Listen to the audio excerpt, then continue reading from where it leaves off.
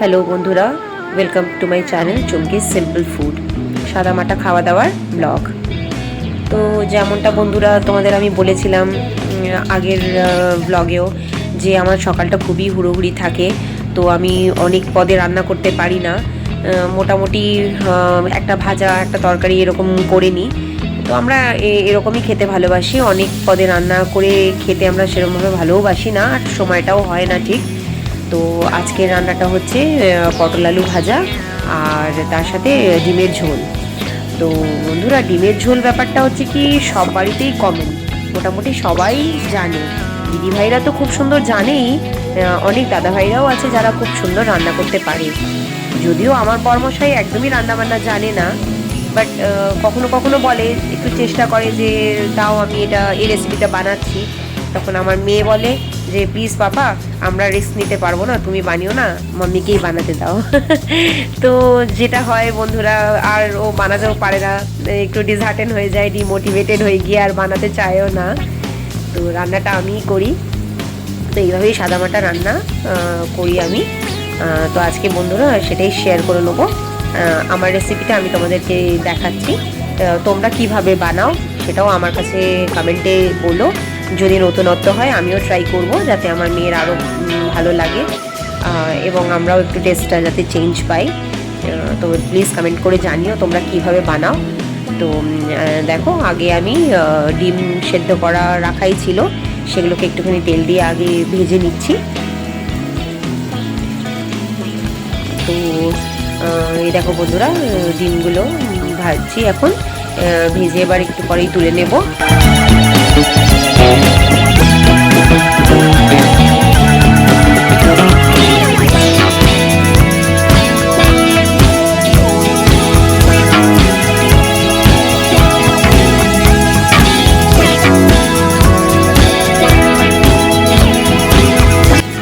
তো দেখো ভাজা হয়ে গেল, এবার আমি ডিমগুলোকে তুলে নিচ্ছি।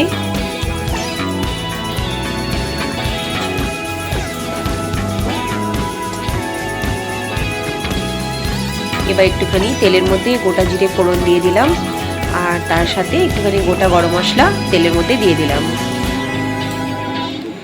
এবার এর মধ্যে আমি আলুগুলো কেটেই রেখেছিলাম ধুয়ে, তেলের মধ্যে দিয়ে দিলাম।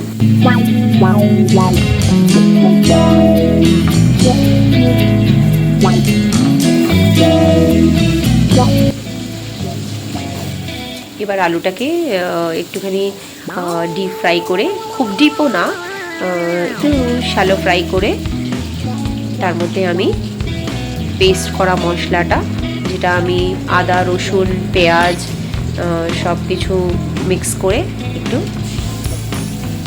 পেস্ট করে দিয়ে দিলাম আলুটার মধ্যে। আর একটুখানি ধুয়ে ওর মধ্যে জলটা দিয়ে দিলাম। এবার আমি মশলাটাকে কষাবো আলুর সাথেই। এবার আমি একটুখানি হলুদ, একটু লবণ আর অ্যাকর্ডিং টু টেস্ট একটু চিনি দিয়ে দিলাম। একটুখানি কাশ্মীরি মির্চের পাউডার দিলাম, আর এগ কারি মশলা একটুখানি দিয়ে দিলাম। ব্যাস বন্ধুরা, এবার আমি এটাকে ভালো করে একটু নেড়ে চেড়ে কষিয়ে তারপরে জল দিয়ে দেব। ঝাল আমি খুব একটা দিতে পারি না বন্ধুরা, তার কারণ আমার মেয়ে একদম ঝাল খায় না, আর আমারও খুব একটা ঝালটা ভালো লাগে না। তো দেখো বন্ধুরা, কষানো হয়ে গেছে, আমি জল দিয়ে দিলাম। এবার আস্তে আস্তে ডিমগুলো ওর মধ্যে ছেড়ে দেব।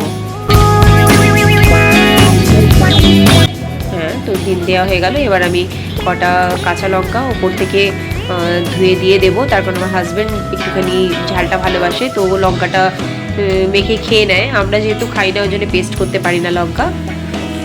তো তোমরাও বন্ধুরা কমেন্ট করে জানিও কে কে তোমরা ঝাল খাও না, আর কে ঝাল খেতে ভালোবাসো। তো বন্ধুরা, আজকের ব্লগটা এখানেই শেষ করছি। তোমরা কে কী রেসিপি বানালে আমাকে কমেন্টে নিশ্চয়ই জানিও। তোমাদের যদি আমার ভিডিওটা ভালো লেগে থাকে তাহলে একটা লাইক কমেন্ট শেয়ার করে দিও আমার ফেসবুক চ্যানেলটা আর ইউটিউব চ্যানেলটাও। টাটা।